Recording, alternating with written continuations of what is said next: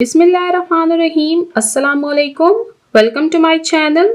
आज की वीडियो में हम ग्रेड 6 इंग्लिश बुक का यूनिट नंबर 1B रीड करेंगे।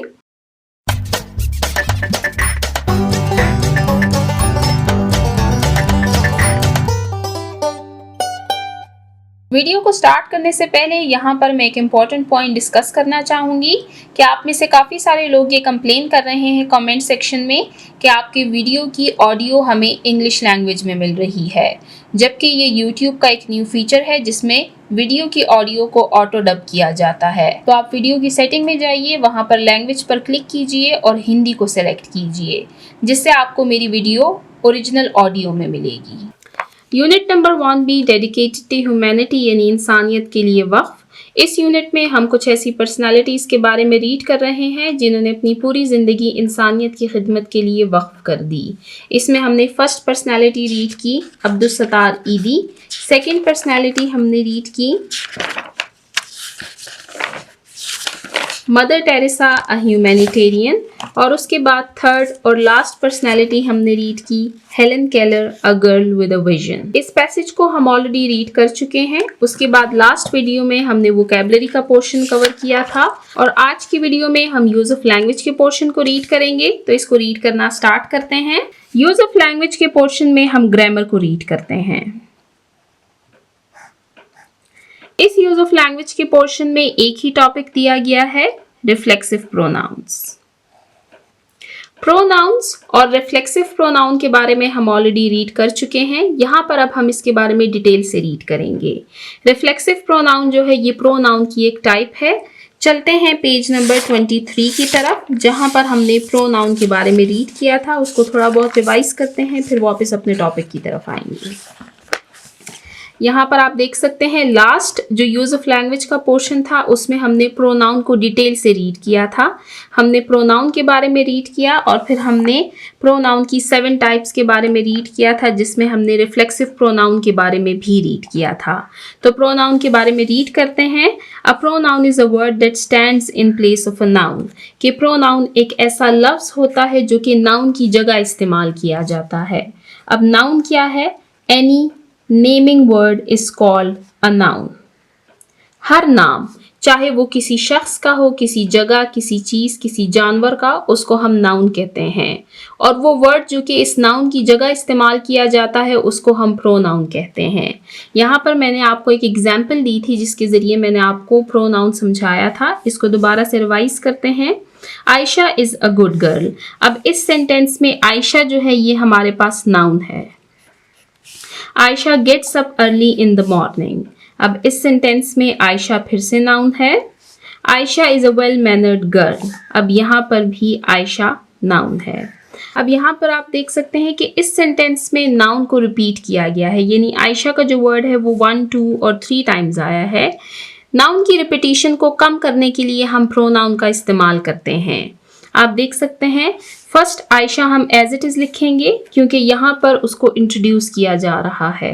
अब नेक्स्ट सेंटेंस में जहाँ पर फिर से आयशा का जिक्र किया गया है तो हम शी लगाएंगे। अब हमने आयशा के साथ यानी आयशा की जगह हमने शी का यूज क्यों किया है? क्योंकि एक तो आयशा सिंगुलर है और दूसरा ये हमारे पास फीमेल है। सिंगुलर फीमेल, और जब उसको सेंटेंस में एज अ सब्जेक्ट यूज किया जाएगा तो उसकी जगह हम प्रोनाउन यूज करेंगे शी। तो यहाँ पर भी आयशा की जगह हम शी यूज करेंगे, ये हमारे पास प्रोनाउन है, और यहाँ पर भी आयशा की जगह हम शी का इस्तेमाल करेंगे जो कि एक प्रोनाउन है। अब यहाँ पर हमारे पास प्रोनाउन की काफ़ी सारी टाइप्स दी गई थी। 5th टाइप जो हमने रीड की थी वो थी रिफ्लेक्सिव प्रोनाउन। रिफ्लेक्सिव प्रोनाउन को दोबारा से रिवाइज करते हैं। यहाँ पर reflexive pronouns that are formed by adding self or selves to the personal pronouns are called reflexive pronouns। अब यहाँ पर आपको reflexive pronoun की definition नहीं दी गई, बल्कि यहाँ पर आपको उसकी फॉर्मेशन बताई गई है। अब रिफ्लेक्सिव प्रोनाउन की फॉर्मेशन क्या है कि जब हम पर्सनल प्रोनाउंस के साथ सेल्फ या सेल्फ्स का वर्ड ऐड करेंगे तो इससे हमारे पास रिफ्लेक्सिव प्रोनाउंस बन जाते हैं। और इसको हम आइडेंटिफाई कैसे करेंगे एक सेंटेंस में, कि जब भी हमें सेंटेंस में my self, yourself, himself, herself, itself, ourselves, yourselves, themselves। ये वर्ड्स हमें नजर आएंगे तो ये हमारे पास रिफ्लेक्सिव प्रोनाउन है।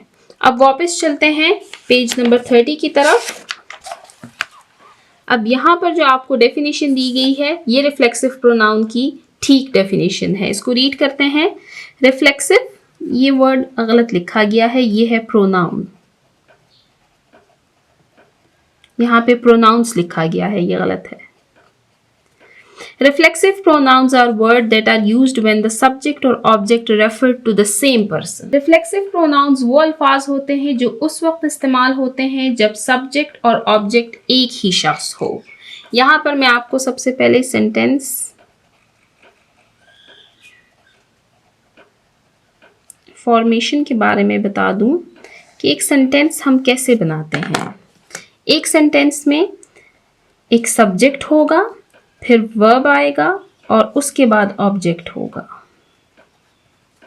इससे हमारे पास एक सेंटेंस बनता है, subject plus verb plus object, और इससे फिर हमारे पास एक मीनिंगफुल सेंटेंस बन जाता है। यहाँ पर आपको एक एग्जाम्पल दी गई है, एक सेंटेंस आपको दिया गया है, Ayesha believes herself. Ayesha subject है, यानी ये काम परफॉर्म कर रही है, ये काम करने वाली है, यानी ये फाइल है, इसको हम उर्दू में फाइल कहते हैं। बिलीव्स हमारे पास वर्ब है, यानी ये वो काम है जो कि आयशा परफॉर्म कर रही है। और ऑब्जेक्ट क्या होता है? ऑब्जेक्ट को हम उर्दू में मफूल कहते हैं, यानी जिस पर काम किया जाए। अब आयशा किस पर काम कर रही है? वो एक्शन किस पर परफॉर्म कर रही है? वो ऑब्जेक्ट पर एक्शन को परफॉर्म कर रही है। अब यहाँ पर आप देखें कि सब्जेक्ट और ऑब्जेक्ट जो है ये सेम पर्सन है। आयशा बिलीव्स, वो यकीन रखती है, हर सेल्फ खुद पर। अब यहाँ पर ये हमारे पास एक रिफ्लेक्सिव प्रोनाउन है, तो हर जो है ये हमारे पास एक पर्सनल प्रोनाउन है। ये यूज होता है सिंगुलर फीमेल के साथ, और इस हर के साथ जब हमने सेल्फ का वर्ड ऐड किया है तो इससे हमारे पास ये रिफ्लेक्सिव प्रोनाउन बन गया है। Ayesha believes herself, Ayesha खुद पर यकीन रखती है। यहाँ पर सब्जेक्ट और ऑब्जेक्ट जो है ये सेम पर्सन है। अब नीचे आपको रिफ्लेक्सिव प्रोनाउंस दिए गए हैं, सिंगुलर यानी वाहिद, प्लूरल यानी जमा। सिंगुलर में कौन से रिफ्लेक्सिव प्रोनाउंस यूज होते हैं और प्लूरल में कौन से रिफ्लेक्सिव प्रोनाउंस यूज होते हैं? My self, your self, himself, her self, itself. Himself ये मेल के लिए यूज होता है, हर सेल्फ ये फीमेल के लिए यूज होता है, इटसेल्फ ये नॉन लिविंग ऑब्जेक्ट्स के लिए यूज होता है। अवर सेल्फ, योर सेल्फ, देमसेल्व्स। अब ये प्लूरल यानी जमा है। सबसे पहले हमने रिफ्लेक्सिव प्रोनाउन की डेफिनेशन रीड की, फिर हमने रिफ्लेक्सिव प्रोनाउंस को रीड किया। अब नीचे आपको एक्टिविटी दी गई है इस टॉपिक से रिलेटेड, इसको रीड करते हैं। Underline the subject and circle the reflexive pronoun in the sentences below. के नीचे दिए गए सेंटेंसेस में सब्जेक्ट को अंडरलाइन कीजिए और रिफ्लेक्सिव प्रोनाउंस को इनसर्कल कीजिए। सबसे पहले हम आइडेंटिफाई करेंगे कि सब्जेक्ट क्या है और रिफ्लेक्सिव प्रोनाउंस कौन से हैं। रिफ्लेक्सिव प्रोनाउंस को ढूंढना तो बहुत आसान है, आपको यहाँ पर रिफ्लेक्सिव प्रोनाउंस दिए गए हैं और हमने इसकी फॉर्मेशन भी सीखी है कि पर्सनल प्रोनाउन के साथ जब सेल्फ या सेल्फ्स का वर्ड ऐड हो जाता है तो ये हमारे पास रिफ्लेक्सिव प्रोनाउंस होते हैं। इन सेंटेंसेस को रीड करना स्टार्ट करते हैं। Learn to do things yourself, said Helen's teacher. कि हेलेंस की टीचर ने कहा कि चीजें खुद से करना सीखें। अब यहाँ पर हमारे पास सब्जेक्ट कौन सा है? मेन एक्शन कौन परफॉर्म कर रहा है? वो परफॉर्म कर रही है हेलेन की टीचर, यानी ये हमारे पास सब्जेक्ट है। सब्जेक्ट को हम अंडरलाइन करेंगे। और रिफ्लेक्सिव प्रोनाउन कौन सा है? रिफ्लेक्सिव प्रोनाउन है हमारे पास योरसेल्फ, इसको हम इनसर्कल करेंगे। Next, her parents would blame themselves for her condition. Her parents के उसके वालिदैन वुड ब्लेम, वो इल्ज़ाम लगाएंगे, देमसेल्व्स खुद पर, फॉर हर कंडीशन उसकी हालत के लिए। अब उसके पेरेंट्स किस पर इल्ज़ाम लगा रहे हैं? वो खुद पर इल्ज़ाम लगा रहे हैं। तो देमसेल्व्स जो हैं ये हमारे पास रिफ्लेक्सिव प्रोनाउन हो गया है और यहाँ पर हमारे पास सब्जेक्ट है हर पेरेंट्स, यानी इल्जाम किस पर लगाया जा रहा है? इल्जाम वापस इसी सब्जेक्ट पर लगाया जा रहा है। ये एक्शन परफॉर्म भी कर रहा है और एक्शन परफॉर्म भी इन्हीं पर किया जा रहा है। Next, Helen would often comfort her self by writing about her. Helen ये सब्जेक्ट है। Helen would often comfort her self, कि हेलन अक्सर खुद को सुकून दिया करती थी। वो किसको सुकून दे रही हैं? वो खुद को सुकून दे रही हैं, हर सेल्फ। तो हर सेल्फ हमारे पास क्या है? ये रिफ्लेक्सिव प्रोनाउन है। Next, she learn to use Braille herself so she could read and write, कि उसने खुद ही ब्रेल जुबान सीखी ताकि वो लिख सके और पढ़ सके। अब शी जो है ये हमारे पास सब्जेक्ट है और हर सेल्फ जो है ये हमारे पास रिफ्लेक्सिव प्रोनाउन है। शी वो, लर्न उसने सीखी, to use Braille herself उसने खुद ही ब्रेल जुबान सीखी। Next, Helen was courageous and determined to stand up for herself. Helen subject है। हेलन वॉज करेजियस, हेलन बहादुर थी, एंड डिटर्मिन्ड और साबित कदम थी, to stand up for herself कि वो खुद के लिए खड़ी हो सके, यानी अपने लिए आवाज उठा सके। तो हेलन ने आवाज किसके लिए उठाई? उसने खुद के लिए आवाज उठाई। Last, Helen learn to do things herself. अब हेलन जो है ये सब्जेक्ट है, लर्न उसने सीखा, टू डू थिंग्स कि वो काम करे, हर सेल्फ खुद ही। हर सेल्फ क्या है? ये हमारे पास रिफ्लेक्सिव प्रोनाउन है। तो यहाँ पर हमने दिए हुए सेंटेंसेस में सब्जेक्ट को अंडरलाइन किया और रिफ्लेक्सिव प्रोनाउंस को इनसर्कल किया। आई होप आपको रिफ्लेक्सिव प्रोनाउन का टॉपिक समझ आ चुका होगा। रिफ्लेक्सिव प्रोनाउन हमारे पास ऐसे प्रोनाउंस होते हैं, इनका इस्तेमाल तब किया जाता है जब किसी सेंटेंस में सब्जेक्ट और ऑब्जेक्ट एक ही पर्सन हो। हमने काफ़ी सारे रिफ्लेक्सिव प्रोनाउंस रीड किए, जैसे myself, yourself, himself, herself, itself, our self, yourself and them selves. उसके बाद हमने एक्टिविटी को सॉल्व किया। यहाँ पर हमारा यूज ऑफ लैंग्वेज का पोर्शन एंड होता है। अब चलते हैं नेक्स्ट पोर्शन की तरफ, जो कि है राइटिंग। राइटिंग यानी लिखना। राइटिंग के पोर्शन में आपको एक राइटिंग एक्टिविटी दी गई है, इसको रीड करते हैं। राइट अ पैराग्राफ, के एक पैराग्राफ लिखिए on if you are Helen Keller what would you do, कि अगर आप हेलन केलर होती तो आप क्या कर। अब ये पैराग्राफ आपने खुद लिखना है। इस पैराग्राफ को लिखिए और मेरे साथ कमेंट सेक्शन में शेयर कीजिए। मैं आपको एज ए सैंपल एक पैराग्राफ पढ़ा देती हूँ, आप यहाँ से आइडिया लीजिए और फिर खुद से लिखिए एक ऐसा पैराग्राफ कि अगर आप हेलन केलर होती तो आप क्या करती। तो पैराग्राफ को रीड करते हैं। Unit number 1B, dedicated to humanity, writing. Write a paragraph on if you are Helen Keller what would you do, कि अगर आप हेलन केलर होती तो आप क्या करते। If I were Helen Keller, अगर मैं हेलन केलर होती, आई वुड वर्क हार्ड, तो मैं सख्त मेहनत करती, to learn how to read, कि कैसे पढ़ा जाता है, रीड पढ़ना, राइट लिखना, एंड स्पीक और बोलना। डिस्पाइट माई डिसेबिलिटीज, मेरी माजूरी के बावजूद।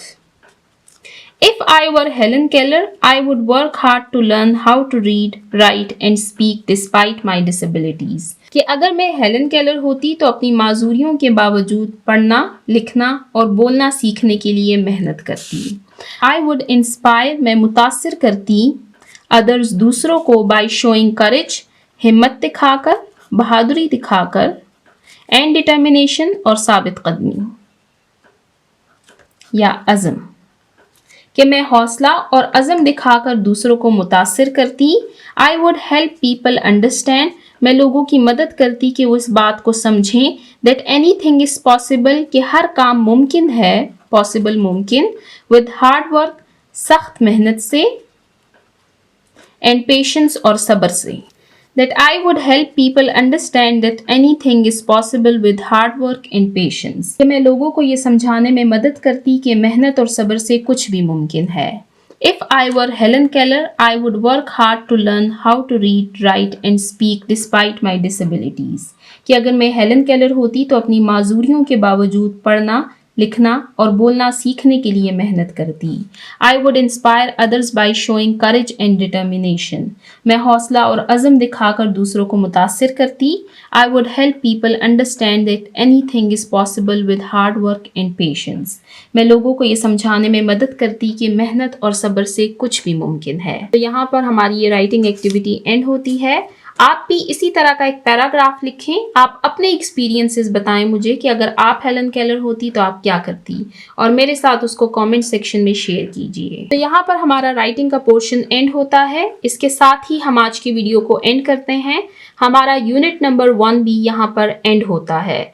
ये काफ़ी लेंथी यूनिट था। इसमें हमने बहुत सी अच्छी बातें सीखी। हमने ऐसी पर्सनैलिटीज़ के बारे में रीड किया जिनसे हम इंस्पायर हुए, और हम कोशिश करेंगे कि जो बातें हमने सीखी हैं उन पर हम अपनी ज़िंदगी में अमल कर सकें। इंशाल्लाह नेक्स्ट वीडियो में हम unit number 2 stories of all time को रीड करेंगे। ये एक बहुत इंटरेस्टिंग टॉपिक है। जो यूनिट हमने अभी रीड किया है ये उसके बिल्कुल ऑपोजिट है। अभी जो हमने यूनिट रीड किया है यूनिट नंबर 1 भी, वो एक बहुत सीरियस टॉपिक था। उसमें हमने बहुत सीरियस बातें पढ़ी हैं और बहुत सारी सीरियस बातें सीखी हैं। उससे जो हमने लेसन सीखे हैं वो प्रैक्टिकल लाइफ में हमारी बहुत मदद करेंगे, और ये यूनिट उसके बिल्कुल ऑपोजिट है। इसको रीड करते हुए आप बहुत इंजॉय करेंगे। तो इंशाल्लाह मिलते हैं नेक्स्ट वीडियो में। जिन्होंने अभी तक मेरे चैनल को सब्सक्राइब नहीं किया, काइंडली मेरे चैनल को सब्सक्राइब कीजिए ताकि हर आने वाली वीडियो आपको टाइमली मिल सके। Thank you.